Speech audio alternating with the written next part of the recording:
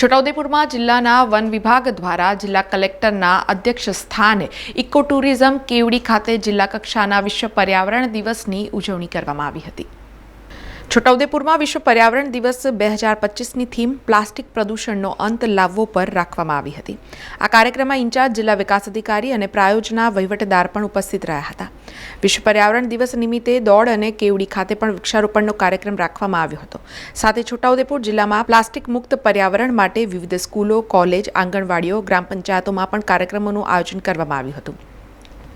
લોકોને અપીલ કરતા જિલ્લા કલેક્ટર ગાર્ગી જઈને જણાવ્યું હતું કે જેટલું બની શકે તેટલા સિંગલ યુઝ પ્લાસ્ટિક આપણે ઉપયોગ નહીં કરીએ, તેના જગ્યાએ પેપર બેગ, કાપડની થેલીનો ઉપયોગ કરવાથી પ્લાસ્ટિકનું પોલ્યુશન ઓછું થશે। અત્યારે આપણે પર્યાવરણનું ધ્યાન રાખીશું તો આવનાર સમયમાં જે પેઢી આવશે તેમને સારું પર્યાવરણ મળશે।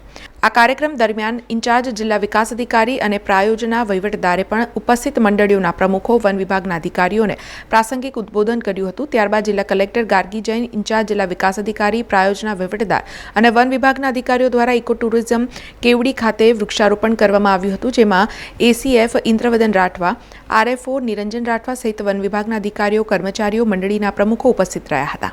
વિશ્વ પર્યાવરણ દિવસ એક જ દિવસ નથી, આ તો આખા વર્ષ હોય છે, પણ લોકોમાં વધારે પ્રચાર પ્રસાર કરવા માટે 5 જૂનને વિશ્વ પર્યાવરણ દિવસ તરીકે યોજવામાં આવે છે। અને આ વર્ષની જે થીમ છે આ પ્લાસ્ટિક મુક્ત પર્યાવરણ છે। એના માટે સવારે પણ એક દોડના આયોજન કરવામાં આવ્યું હતું અને અત્યારે પણ પ્લાન્ટેશનના કાર્યક્રમ રાખવામાં આવ્યા છે। અને આખા વીક જે છેલ્લા વીક હતા એમાં પણ જુદા જુદા જગ્યાઓ, સ્કૂલ, કોલેજીસ, આંગણવાડીઓ, બધી જગ્યા અને ગ્રામ પંચાયતોમાં પણ પ્લાસ્ટિક મુક્ત પર્યાવરણ ખાતે જુદા જુદા પ્રોગ્રામ આયોજન કરવામાં આવ્યા હતા। હું બધાને અપીલ કરું છું કે જેટલા હો શકે એટલા સિંગલ યુઝ પ્લાસ્ટિક આપણે યુઝ નહીં કરીએ અને પ્લાસ્ટિક મોટા પાયે રિપ્લેસ કરીને બીજા બધા ઓપ્શન્સ જે અવેલેબલ છે, દાખલા તરીકે પ્લાસ્ટિકના બેગની જગ્યાએ આપણે પેપર બેગ અને કાપડના બેગ યુઝ કરી શકાય, એનાથી પોલ્યુશન ઓછા થશે।